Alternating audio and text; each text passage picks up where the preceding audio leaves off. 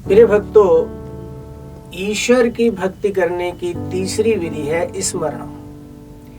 भगवान के भजनों को स्मरण करना, भगवान के गुणों को स्मरण करना, भगवान के माधुर्य का स्मरण करना, भगवान की छैल छबीली छवि का स्मरण करना तीसरी भक्ति कहलाती है। और जब हम किसी का बार बार स्मरण करते हैं तब हमें उनके प्रति श्रद्धा उत्पन्न होती है, और जब भगवान के प्रति श्रद्धा भाव उत्पन्न होता है तब हम उनके पाद सेवन की ओर अग्रसर होते हैं। पाद सेवन का मतलब है भगवान के चरणों की सेवा करना, भगवान के मंदिर जाना, मंदिर जाके साफ सफाई करना, भगवान को स्नान कराना, भूखे को भोजन कराना, यही पाद सेवन है। यहाँ पर मैं एक बात का और उल्लेख करना चाहता हूँ, वो ये है कि हर व्यक्ति को अपने माता पिता की सेवा अवश्य करनी चाहिए, क्योंकि चरणों में नारायण का वास होता है। और अगर हम अपने माता पिता की सेवा करते हैं, उनके सुख दुख का ध्यान रखते हैं, उनके खान पान का ध्यान रखते हैं, उनके पहनने ओढ़ने का ध्यान रखते हैं, उनकी दवाई का ध्यान रखते हैं, उनके सोने के समय का ध्यान रखते हैं, उनकी बीमारी पर इलाज कराने का ध्यान रखते हैं, तो वह एक तरह से भगवान के पाद सेवन की तरह ही होता है, क्योंकि वो हमारे घर में साक्षात भगवान है।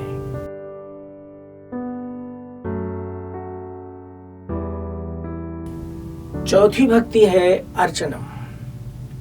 जब हम पाद सेवन करते हैं तो उसके बाद उन भगवान की पूजा करना ही भगवान का अर्चन कहलाता है। तुलसी दल के पत्तों को तोड़कर भगवान को अर्पित करें, भगवान की पूजा करें, यही अर्चनम कहलाता है। और जब हम पूजा करते हैं भगवान की, पूजा करने के बाद हम वंदन करते हैं, सिर झुकाकर भगवान को नमन करते हैं, साष्टांग प्रणाम करते हैं, तब वो भगवान की वंदनम भक्ति कहलाती है।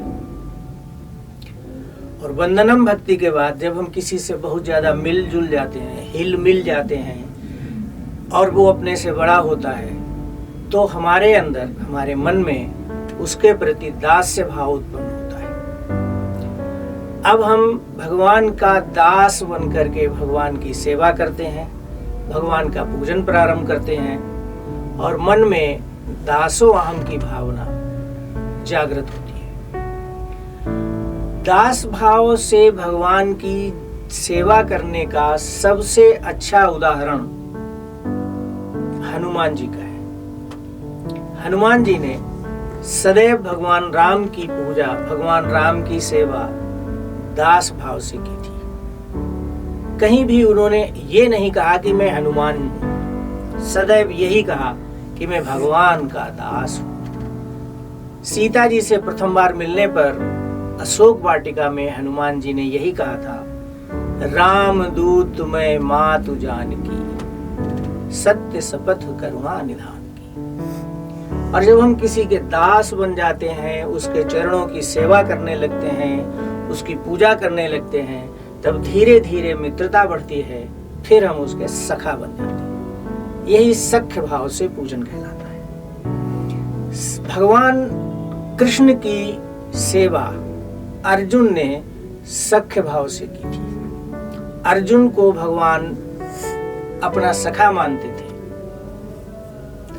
मधु और मंगल भगवान कृष्ण के मित्र थे, सखा थे, और वो दोनों खेल में कृष्ण को हरा दिया करते थे और कहा करते थे कि तुम घोड़ा बनो, मैं अब तुम्हारी सवारी करूंगा।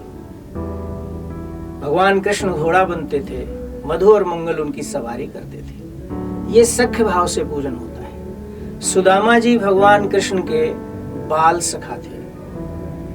मीरा जी ने अपने कृष्ण को अपना पति ही मान लिया था।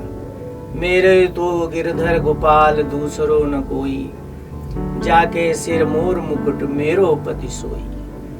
और जब इस सखा भाव जब उत्पन्न होता है, आपकी किसी से मित्रता हो जाती है, तब आप अपने सुख और दुख उसको अर्पित कर देते हैं, अपने सुख और दुख उसको सुनाना प्रारंभ कर देते हैं। और यही आत्मनिवेदन की भक्ति है। जब हम अपने सारे सुख, अपने समस्त दुख भगवान को अर्पित कर देते हैं, तब हम उनसे आत्मनिवेदन करते हैं और कह देते हैं कि जो कुछ भी है वो सब तेरा है, तन मन धन सब है तेरा, तेरा तुझको अर्पण क्या लागे मेरा। अपने सुख, अपने दुख, अपनी हार, अपनी जीत, अपना धन, अपना तन सब भगवान को अर्पित कर देते हैं।